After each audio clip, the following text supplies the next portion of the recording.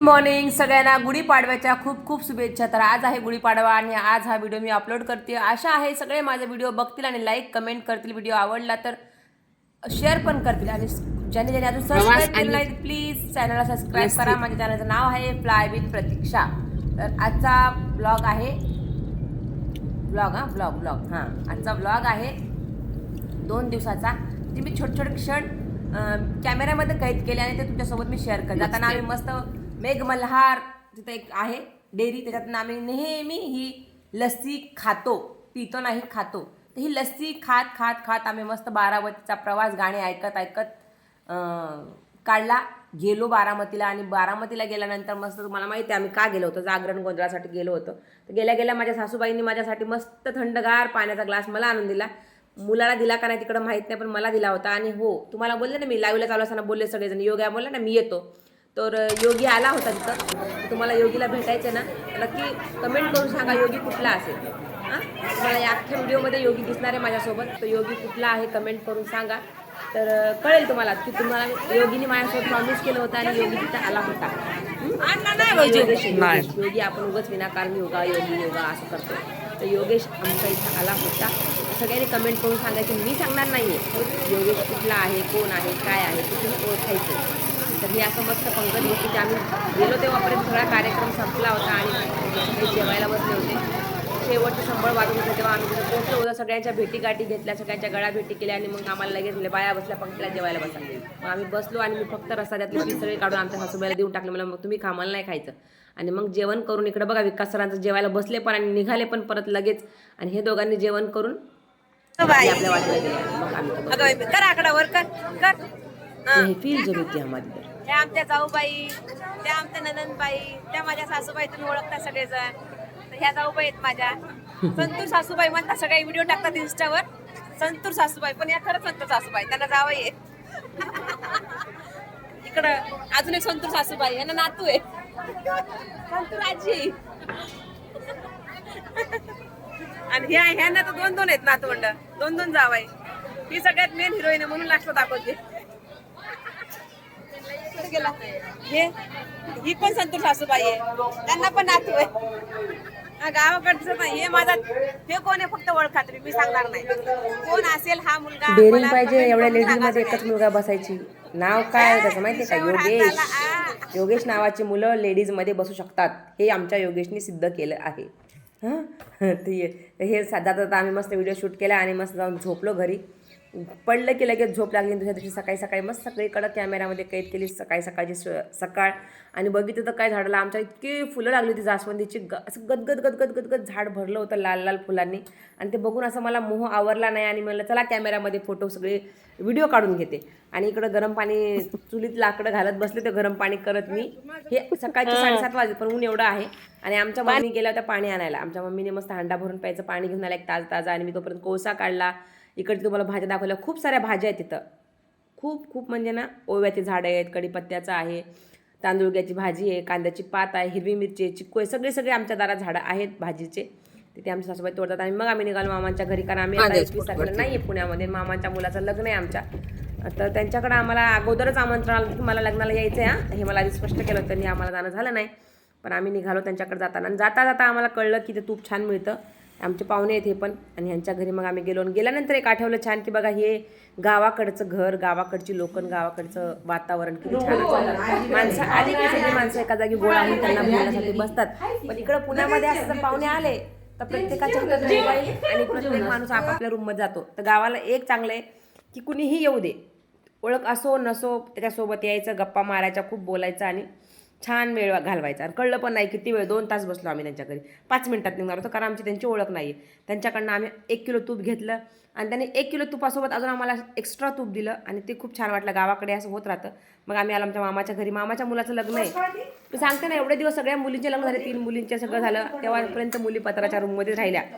तर मुलींसाठी काही तयारी नव्हती, पण मुलाच्या लग्नासाठी त्यांनी केवढी तयारी केली मला ते बघून असं कौतुक वाटलं.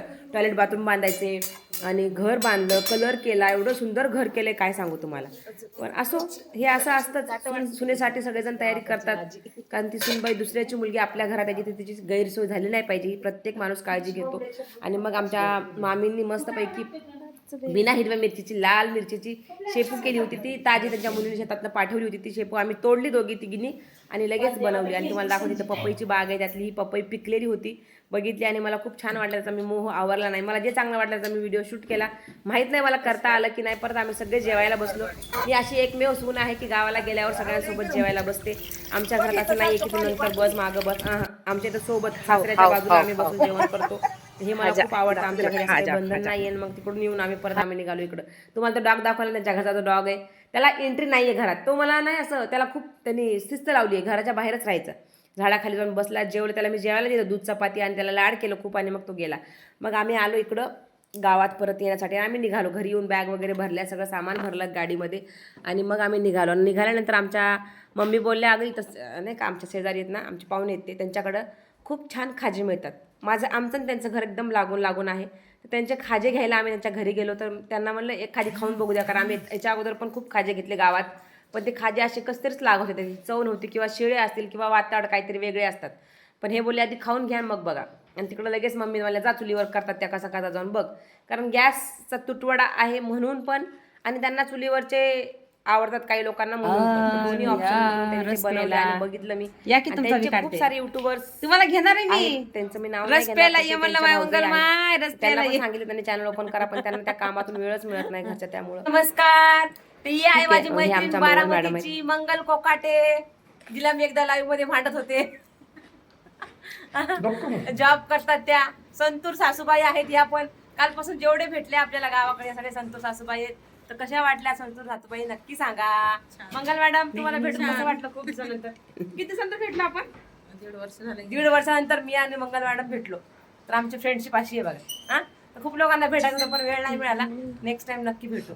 चला बाय बाय. मग मंगल मॅडमला भेटून आम्ही निघालो बारामतीतून मोरगावकडे. मोरगावच्या जवळ गेल्यानंतर तिथं असा धो पाऊस सुरू झाला, विजांचा कडकडाट, वारं सगळं सुरू झालं आणि आम्ही शोधत होते. 6:30 वाजले होते बरोबर, 5:45. आमचं जेवणाची सोय कुठं होती, तर आम्हाला ते हॉटेल शोधत होतं जे आम्हाला पाहिजे होतं थालीपीठ खायला. कारण आम्ही 4 महिन्याच्या अगोदर त्यांच्याकडे आलो होतो. त्यांना मी आमचा ब्रेकफास्ट दिला होता, म्हणजे आपला शेक दिला होता आणि अप्रेस दिलं होतं. त्याच्यामुळे त्यांना कळलं की त्यांच्या पोटात काही प्रॉब्लेम आहे. मला रात्री फोन पण केला होता नंतर, त्यांनी मला ओळखून करायला गेल्यावर आम्ही मस्त असं थालीपीठाचा आनंद घेतला. 1 तास वेटिंग नंतर बघू आता कसं येणार. 1 तास वाट बघून आम्ही थालीपीठ खाल्लं बघा. कंटिन्यू दीदी येणार आहे ती घेऊन, कारण हे घरगुती आहे आणि मला खूप आवडतं. बऱ्याच दिवसानंतर आले, कारण हॉटेल सापडतच नव्हतं आम्हाला. आणि आज नेमकं पाऊस पडला आणि तो खूप गर्दी का जमली म्हणून आम्ही डोकून बघत होतो, तर एकदम आम्हाला थालीपीठचं चित्र दिसलं. बाहेर बोर्ड एक लागलेला, समता मिसळ म्हणून. समता मिसळ पण थालीपीठ छान मिळते. मस्त आमचं थालीपीठ आलं होतं. तर खूप छान त्यांच्याकडं 2 धपाटे, दही, लोणचं, ठेचा, मटकी, इतकी सुंदर तिची चव असते त्या मटकीची, आणि कांदा, हे असं मस्त सुंदर ते जेवण देतात आपल्याला. आणि गरम गरम थालीपीठ ताव्यावरचं उतरलं की आपल्याला खायला मिळतं आणि टेस्ट खरंच खूप सुंदर आहे. तुम्ही वडापाव पण एक ट्राय केला आणि वडापावला पण एकच नंबर चव आहे.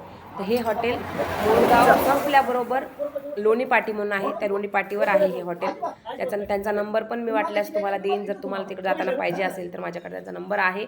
आणि खरंच एकदा जावा, त्या रोडने जात असाल तर नक्की थांबून तिथे हे थालीपीठ तरी कमीत कमी ट्राय करा, कारण ते चिकन थाळी, बेसन भाकरी, तुम्हाला जे हवं ते लगेच बनवून देतात. एकदम झटकीपट म्हणतात ना त्याला, ते गावाकडच्या आईच्या हातची चव तुम्हाला जर खायची असेल तर ह्यांचे थालीपीठ नक्की ट्राय करा. कारण हे कुठलंही प्रमोशन नाही किंवा काय नाही, जे मनाला आवडलं माझ्या.